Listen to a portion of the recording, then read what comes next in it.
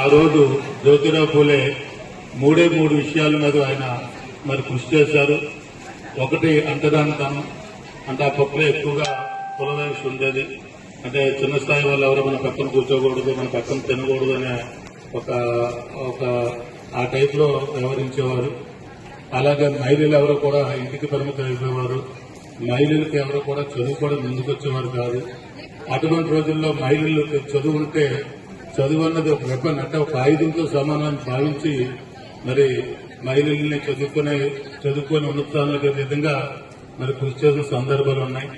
ముఖ్యంగా బీసీ నాయకులు, బీసీలు అంటే వెనకబడుతున్నారు. బీసీలు అంటే ఒక్క కులమే కాదు, సుమారు ఎన్నో కులాలు ఉంటాయి. మన పేదవాళ్ళు అవ్వచ్చు, చిన్న చిన్న సంపదతో కూడుకున్న ఉండొచ్చు, చైతన్యం లేని ప్రజలు అప్పట్లో.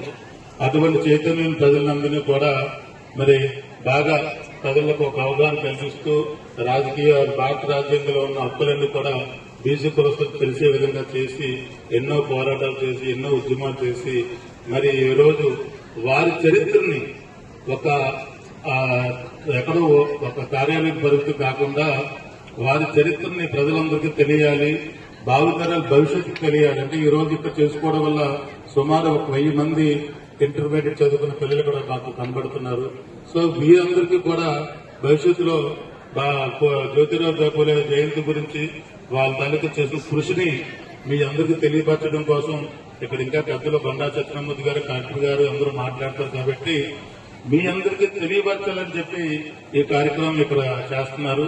మన ముఖ్యమంత్రి చంద్రబాబు నాయుడు